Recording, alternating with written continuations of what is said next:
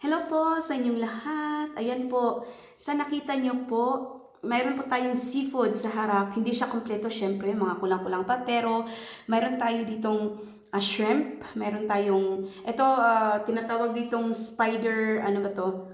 Sea spider. So hindi ko alam kung masarap siya kasi first time ko siyang nabili. So samahan niyo po ako. Tikman natin. Sana masarap siya kasi nga first time, di ba? At saka nga pala, ito, mayroon akong saging na hilaw. Iba yung klase, parang hindi siya saba kasi dito parang malalaking, mahabang saging siya pero masarap siya. Parang same sa atin sa Pilipinas talaga. At saka syempre meron tayong sausawan. Patis lang ang ano ko, sausawan ko patis at suka. Ayan. Tapos meron tayong bagoong na bagoong na alamang. Nabili ko siya sa kaibigan ko nung last time nagpunta kami sa city. So, ito po, try ko lang po ito kasi hindi ko nga ito nasubukan. So, nung nakita ko, sabi ko, matry nga. Pero parang hindi siya sim sa sa king crab. Kasi yung king crab po, malalaki yung mga ano niya, yung ano bang tawag dyan, yung mga kamay-kamay niya. So, ayan. Tara na, kain na tayo. Naku, excited na ako. Naku. Saan tayo? Dito muna tayo sa shrimp. Ito muna ang shrimp kasi parang madali siyang ano. Tapos mayroon akong ano dito.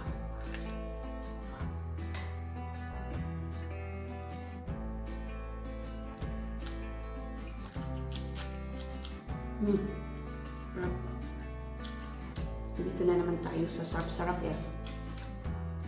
At saka saging lang kakainin ko kasi nakapagluto nga ako nung isang araw. So, yan na lang muna kakainin ko. Hindi na ako kakain ng kanin. Ayan. Tapos, subukan ko sa sausaw sa suka kung anong lasa. Hindi ko pa na-try yung shrimp sa suka. Try natin.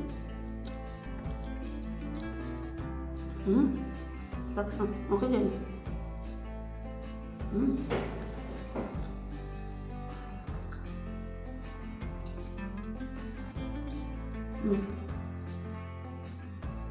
Kasi ang shrimp kasi mayroon na siya talagang lasa. So, itong suka pang dagdag na lang ito sa mga mahilig ng maasim.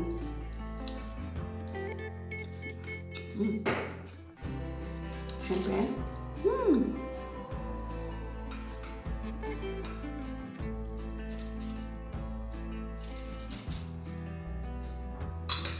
Masarap itong bagoong na luto na nabili ko.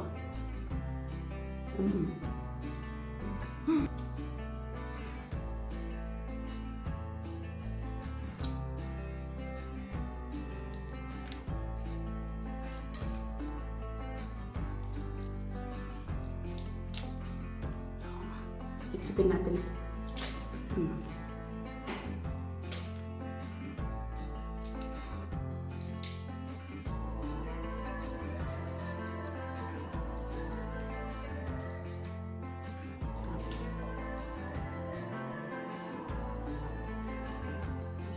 Sasaw ko siya sa bagoong. Kung ano-ano na lang na pag-iisipang gawing sausawan sa ano. Masarap siguro din ito sa ano.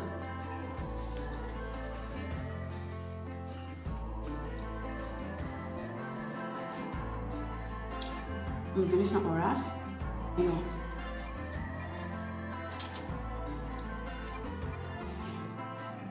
Ito muna siguro ang gagawin natin. Hindi ko alam kung masarap talaga ito siya. Sana. First time na naman ito.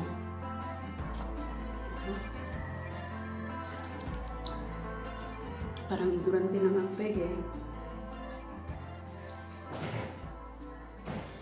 Ang pisa ng ano. Try natin. Ay. Oo. Hindi ko alam kung masarap pa kaya ito. Ganito pala siya. Igurante talaga, no? Ito, parang hindi siya talaga buo. Parang ano siya. Okay lang. Maano pala talaga siya, matigas. Hindi siya kagayas. Hindi pala, parang kamukha lang niya si King Crab, pero hindi siya talaga. Pero okay lang. Kasi nga dito sa ano sa France mahirap mahirap makakita ng ganito talaga kaya yan napasok na sila. Itong problema nito pag ano, kailangan mo ng pasensya talaga. Kasi ano maano siya, parang ganito ba ano niya, parang waghag ba. Pero masarap. Okay, mag-alala guys ha, naghuhugas ako ng kamay. Sarap. Sarap din siya syempre. Pero yun nga lang, hindi siya, buhaghag siya. Sabi nila usually daw pag ano, buhaghag, na-overcook. Okay lang yan guys, hindi naman ako nag-expect na maging ano siya, yung ano niya is yung talagang king crab talaga yung dating ba. Kasi nga, ito nabili kong mura lang eh. Yung king crab, alam ko mahal yun eh. Lalaki pala ito. Ito tanggalin na lang natin itong ano nila. Ano bang tawag dito sa atin? Ay, naku. Ayan. Ang magiging mangyari dito. Ito guys, lalaki siya. Tignan nyo. Lalaki siya. Ayan. Ano ba ito buksan? Yun ang tanong. Ito siya. Ayan. Marunong ako magbukas dito pero oops. Uy. Ayan guys. Tignan nyo. Mukhang masarap siya na. Diba? Tignan natin masarap ito. Parang kawis na. Kaya lang ito kaya. Tignan natin ito. Ano kaya ito?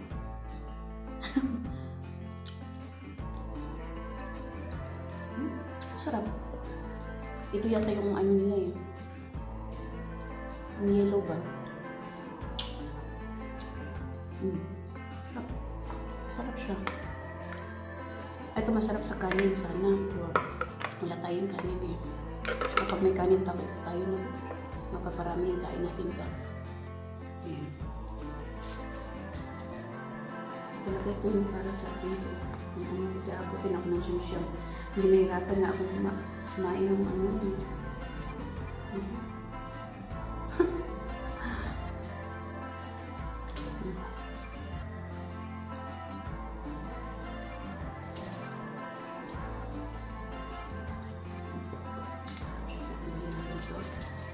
Hindi ko pinakain, diba? Ako, finally, nabasag ko na rin siya sa wakas. Ang tigas niya, talagang super tigas niya. Ito, nahati ko na sa dalawa. Kaya lang, ito pala yung ano niya, maano siya, hindi siya, ang crabs talaga masarap, pero matrabaho. And guys, talagang inano ko na sinaryoso ko na Meron tayong gagamitin na tinidor. Kung hindi makaya sa tinidor, kutsara.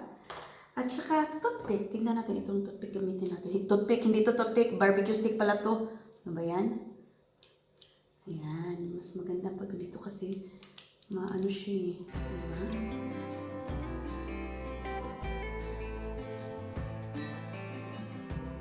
Talagang maano siya matrabaho. Ano? Diba? Matrabaho siya.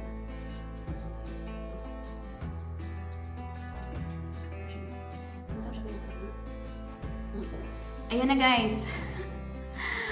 Ay nako, grabe talaga. Ang tagal ko siyang talagang trinabaho. Tignan nyo, ayan na ang laman. Ang laman ng ating ano. Tapos ngayon, i-mix lang natin ito.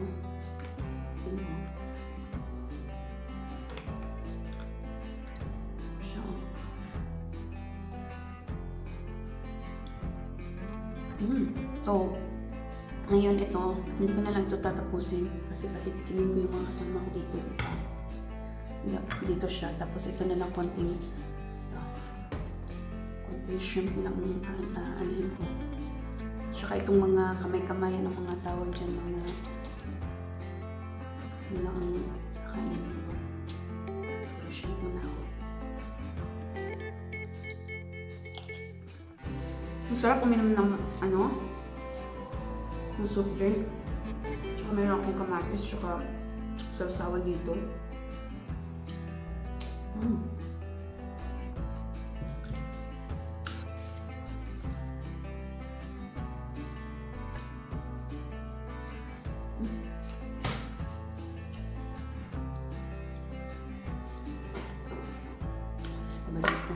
Ito nga, try na natin to. Maliit na ano niya. Ay, ito oh. Lumabas. Baka maano siya. Oh. Ay, ayan. Ay, naku. Teka, ganito pala ako.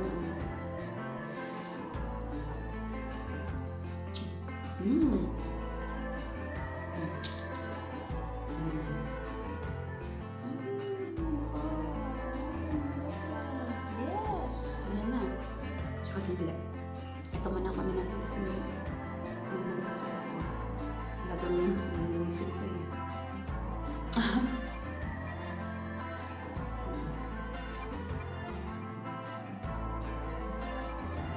Lagyan naman natin. At ngayon ko yung mga kasama dito. Hindi naman sila ipagbabayin sa mga pasensya.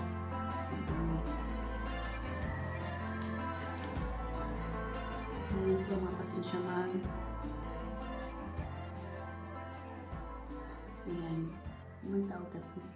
Ano ba to? Ano bang tawag sa atin ito? Gayatin? Ano bang tawag to? Ito. Oh, ito na siya. Yung iba ang gamit nila is butter. Tapos, maraming ahos, diba? Sarap. So, ayan guys. Ito na siya guys. Hindi ko na siya tatapusin kasi masyadong matrabaho. Diba? So, dito na lang natin tatapusin ang ating mukbang na seafoods. Kasi kailangan ko pang linisin lahat yan. Tapos, bago tayo mag-pipsi muna tayo. Para masarap mag-pipsi ng oops. Pagkatapos nito. So, ayan. Inom muna lang tayo ng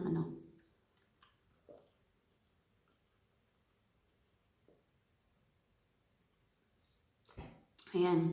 May natira pa ito. Oh, may natira pa siya. Papatikin ko sa mga kasamahan ko. Hindi ko alam kung kakain ba sila kasi mukhang ibang style siya eh. Hindi siya kagaya ng crabs na ordinary. Yung normal, yung crab na, mud crab ba?